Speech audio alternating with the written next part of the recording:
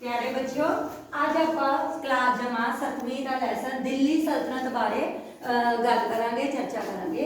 दिल्ली सल्तनत जिसका शासन 1206 ईस्वी तो लैके 1526 ईस्वी तक रहा। इस वंश के दौरान इत्थे दास वंश, खिलजी वंश, तुगलक वंश, सैयद वंश ते लोधी वंश ने राज किया। इन्हां विचां च कुछ राज सीगे, कुछ राजा जिवें इल्तमिश, बलबन, अलाउद्दीन खिलजी, मुहम्मद तुगलक, फिरोज शाह ये शासक सी जिन्हां ने इत्थे शासन किया। इन्हां नूं दिल्ली सुल्तान क्यों कहा जाता सी? क्योंकि सुल्तान एक अरबी भाषा का शब्द है जिसका अर्थ है एक शासक यानी कि राजा जो कि शासन करता है। हुण इस दे बारे गल करन लई सानूं दिल्ली सल्तनत दे इन्ने राजे इन्हां वंश बारे जानकारी कित्थों मिलदी है उस बारे गल करांगे।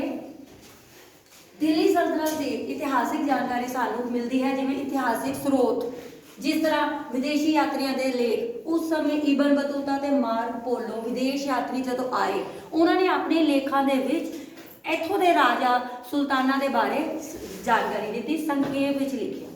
नैक्सट दरबारी वृतांत जिवें तुगलकनामा, तारीखे इलाही ते तारीखे फिरोजशाही।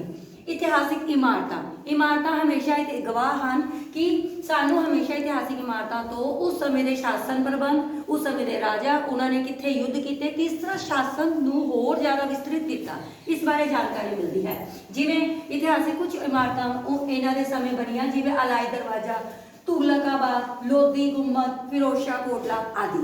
ये सी इतिहासिक स्रोत। हुण आपां गल करांगे कि इन्हां शासकां बारे कि दिल्ली सल्तनत दे विच सब तो पहला किहड़े राज आए। सब तो प्रसिद्ध दास वंश, गुलाम वंश, दास वंश, इस बारे चर्चा करांगे। जब आप दास वंश की चर्चा करांगे तो सब तो पहला नाम आएगा कुतुबुद्दीन ऐबक जिसने कुतुब मीनार भी बनाई, इस बारे गल करांगे।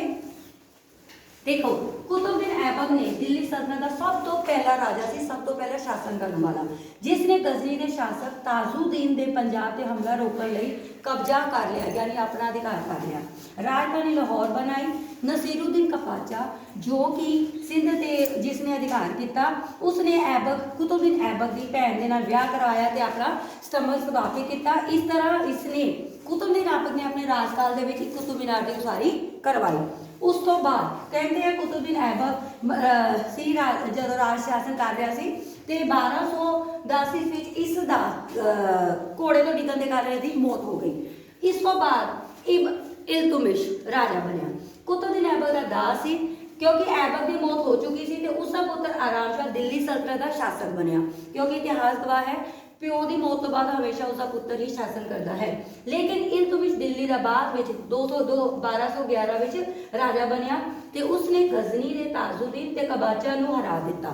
1221 ईस्वी में भारत को मंगोल तो भी बचाया ते 40 अमीरां की नियुक्ति की जिन्होंने चालीसा कहा जाता है।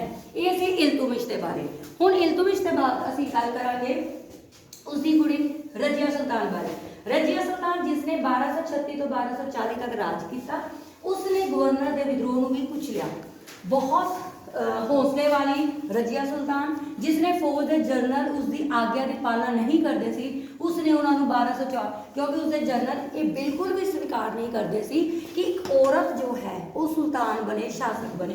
रजिया सुल्तान जो जिसनों सैनिक फौज के जनरल की जी सब तो ज़्यादा मतलब बहादुर सी, बचपन तो ही इसनों ये सिक्ख्या मिली हुई सी, लेकिन इसनों कहते हैं कि 1240 के इसनों मार दिता। रजिया सुल्तान के पिछों बहराम शाह, अलाउद्दीन, नसीरुद्दीन कई शासक सत्ता के विच आए।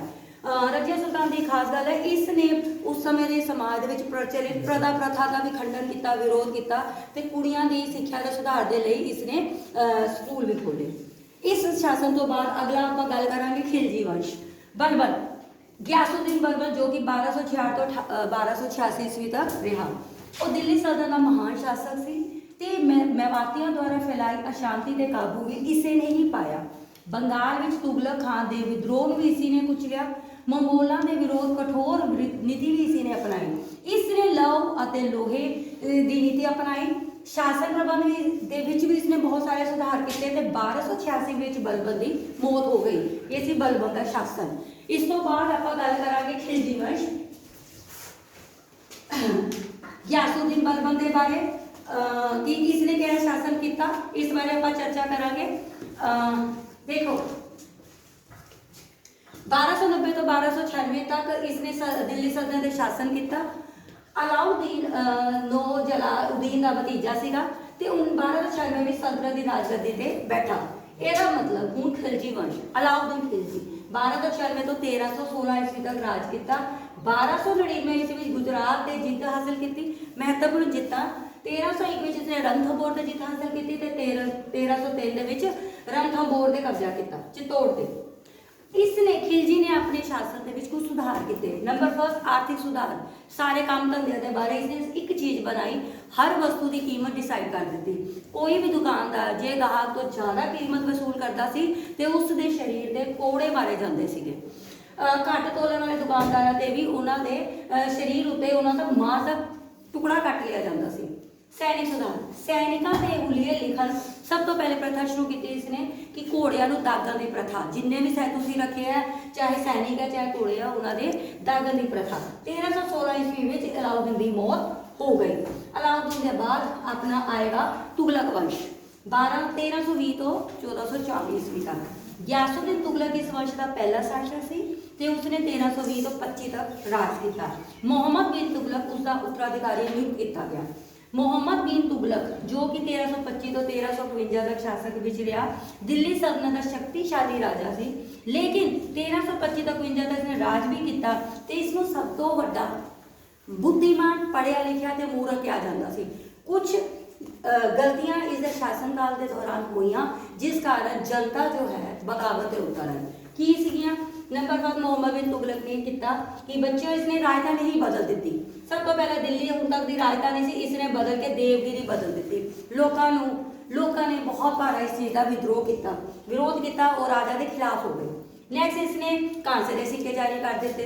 पूरे राज दरबार के विच उस समय सोने के चांदी के सिक्के चलते सी, लेकिन इसने कांसे के सिक्के बनाना लोगों ने चांदी के सिक्के भारी मात्रा के विच स्टोर करके रख लए ते कांसे के सिक्के बाजार में प्रचलित हो गए। सब तो तीजी बुद्धिमान राजा की मूर्खता, इसने ईरान को जीतने की योजना बनाई। ईरान में जितना जब इसने खुरासान में जीतने की योजना बनाई तो बहुत सारा खर्चा सैनिकों के ते उस समय के सैनिकों के घोड़े ते हाथी वगैरह से किया गया। लेकिन कहते हैं कि जो इन्ना खर्चा हो गया तो उस तो बाद खुद मुहम्मद बिन तुगलक का ईरान से कब्जा करने का जोड़ा उसका सपना सी वो खत्म हो गया। हुण वो ईरान को जितना ही नहीं चाहता सीगा ते ये सारा खर्चा वेस्ट गया।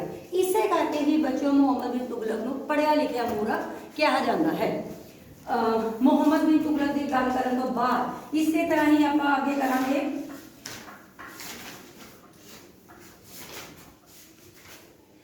फिरोज शाह तुगलक नया शासन आ गया, तुगलक वंश आ गया जिसने 1352 तो लैके 1352 तक राज किया।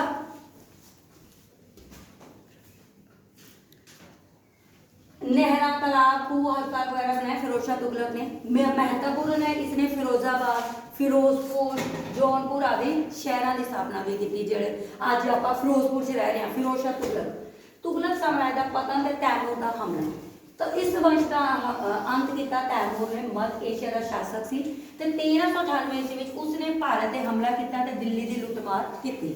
पंजाब, मालवा, मेवाड़, गुजरात प्रांतां ते स्वतंत्र घोषित कर दिता। 1414 ईस्वी में खिजर खान ने दिल्ली को जीत लिया। इस तुगलक वंश तो बाद आया सैयद वंश जिसने 1452 तक शासन किया। मुबारक शाह, मोहम्मद शाह, आलम शाह इसके राजा से। अलाउद्दीन गवर्नर बनया ते बहलोल लोधी तो हार गया। इसका मतलब सैयद वंश तो बाद अपना वंश आ गया लोधी वंश जो 1352 तो 1526 ईस्वी तक रहा। दिल्ली सल्तनत का सब तो लास्ट में लोधी वंश। बहलोल लोधी इस वंश का संस्थापक से, यानी इसकी स्थापना की इस वंश की।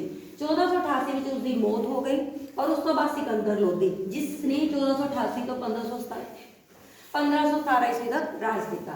लोधी वंश का बहुत ही शक्तिशाली राजा सी ते 1503 ईस्वी में आगरा के महत्वपूर्ण शहर आगरा की स्थापना की।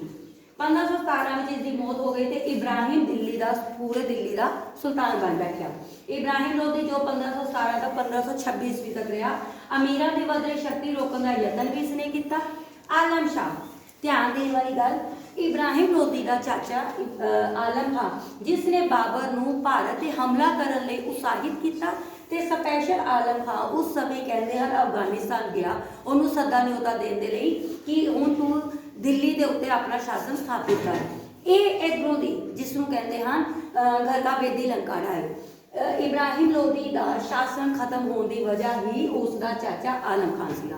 ਕਹਿੰਦੇ ਹਨ ਕਿ 1526 ਈਸਵੀ ਦੇ ਵਿੱਚ 1526 ਈਸਵੀ ਵਿੱਚ ਜਦੋਂ ਅਫਗਾਨਿਸਤਾਨ ਪਹੁੰਚ ਗਿਆ ਆਲਮ ਖਾਨ ਨੇ ਬਾਬਰ ਨੂੰ ਇੱਥੇ ਹਿੰਮਤ ਬਣਾਈ ਕਿ ਤੂੰ ਇੱਧਰ ਆ ਕੇ ਦਿੱਲੀ ਦਾ ਸੁਲਤਾਨ ਬਣਨਾ ਹੈ ਤੇ ਉਸ ਤੋਂ ਬਾਅਦ ਦਿੱਲੀ ਸਲਤਨਤ ਦਾ ਲਗਾਤਾਰ ਕੋਈ ਵੀ ਰਾਜ ਸ਼ਾਸਨ ਨਹੀਂ ਕਰ ਪਾਇਆ। ਤੇ ਇਸ ਤੋਂ ਬਾਅਦ ਆਪਾਂ ਦੇਖਾਂਗੇ ਕਿ ਦਿੱਲੀ ਦੇ ਬਾਅਦ ਮੁਗਲਾਂ ਦਾ ਰਾਜ ਆ ਗਿਆ। ਇਸ ਯੁੱਧ ਦੇ ਵਿੱਚ ਕਿਉਂਕਿ ਕਾਬੁਲ ਦਾ ਸ਼ਾਸਕ ਸੀਗਾ ਬਾਬਰ, ਜਦੋਂ ਭਾਰਤ ਤੇ ਆਇਆ ਉਸਨੇ ਭਾਰਤ ਤੇ ਹਮਲਾ ਹੀ ਕੀਤਾ 1526 ਵਿੱਚ, ਕਿਉਂਕਿ ਇਸ ਸਮੇਂ ਇੱਥੇ ਇਬਰਾਹਿਮ ਲੋਧੀ ਸੀਗਾ ਤੇ ਉਸ ਨੂੰ 1526 ਈਸਵੀ ਵਿੱਚ ਪਾਣੀਪਤ ਦੀ ਲੜਾਈ ਦੇ ਵਿੱਚ ਇਬਰਾਹਿਮ ਲੋਧੀ ਨੂੰ ਹਰਾ ਦਿੱਤਾ।